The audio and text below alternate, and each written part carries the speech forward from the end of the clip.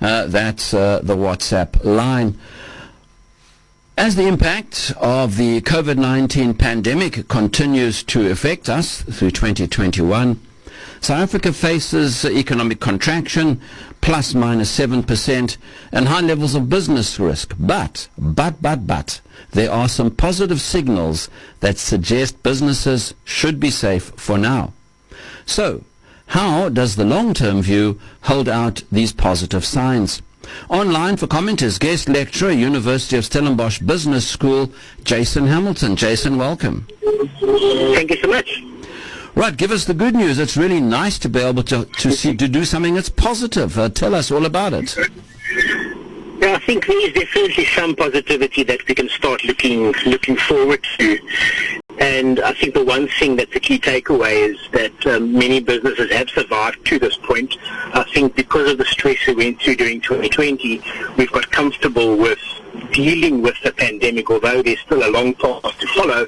I think that psyche that we're now in is definitely a good base to build from going forward.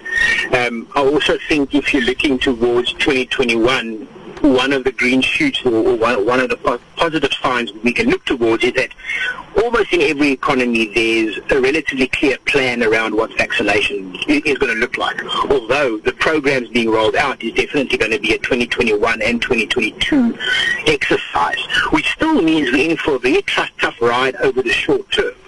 However, it does mean that confidence can start coming back, which is crucial, obviously, from a trade point of view and consumer spend point of view. So from a South African perspective, the projection is roughly that we will start seeing growth in this year after the massive retraction we saw last year of around 2 to 3%, which is obviously great news. However, that's still from a very low base. And although we've seen that globally, we're also starting to see manufacturing increase and growth being projected. Our fortune is also tied to how the global economy recovers. So I think from that perspective, although it's positive, we need to be very aware of how sensitive and volatile that growth over the next few years can be.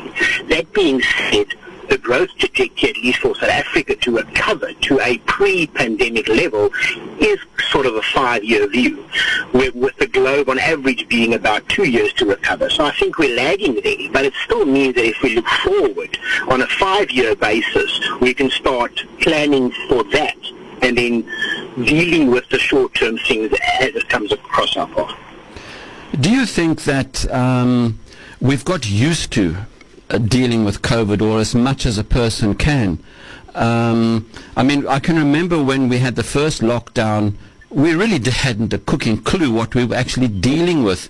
That now people have become a lot more streetwise about what can and what can't be done, and everybody's realizing we have to just put our head down and work our way through this.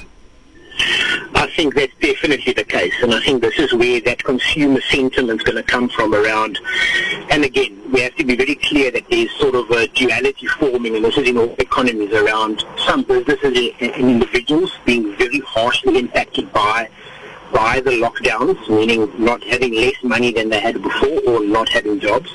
But on the other side also, you've got people that have retained their jobs and could carry on trading, sitting probably with pretty healthy financial positions because they could carry on trading and they actually spent less.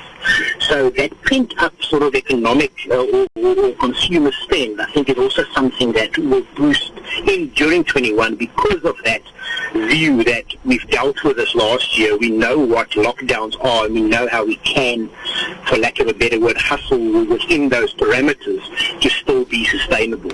Obviously, there are pockets where some will fare better than others, and again, if you completely lock down like a bottle store would be for alcohol sales, there's very little you can actually do, and that'll take years to actually work through. Yeah, although of course we have to be honest that some parts of the economy have just simply disappeared, like the tourism sector. To all intents and purposes, in Cape Town at least, it's gone, it's disappeared. And I'm sure you'll agree, yes, we have to be optimistic, but that's going to take a bit of work to get it up to where it was before. Definitely, and I think again this is where I mentioned sort of on the personal side where you've got this dual economy busy forming where some people decimated and some actually thriving, and you see the same from an industry point of view and then at a company level point of view. So tech is doing extremely well, health is doing well, pharmaceuticals, retail, food retail, etc. is doing well, agriculture. But then on the other side you've got tourism, hospitality, etc. that is struggling. That's struggling.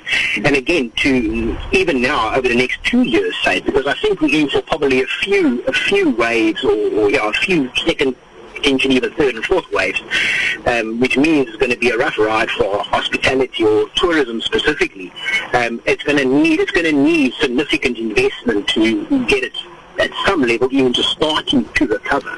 And again, investment doesn't mean borrowing money. It means actual equity coming in, which I don't think there's a clear plan on that yet. I see there's a couple of announcements of some funding available from an equity point of view, but I think the levels you'll actually have to see is significantly higher than that, which also means we are again exposed to really the country investing in growth and then also growth on the continent, which means it's linked to infrastructure spend and those type of things having to take off to gain further be attractive of foreign investment, which will then start kicking off a lot of other industries from an attractiveness point of view. So I think these things are unfortunately very closely linked to each other, and it's definitely not something that in the short term will sort itself out.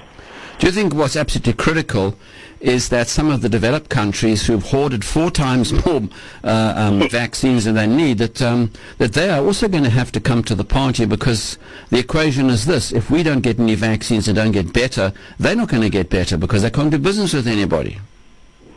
I think there's been a few trends we've seen the last couple of years develop around society, around communities in general, and just the views around sustainability, which links to this. And I think we've now proven that it's not just climate change that we're exposed to, but there's other things that can also happen to us, and we are one united globe. We are not separate economies from each other. Exactly. And I think this has been thrusted into the limelight.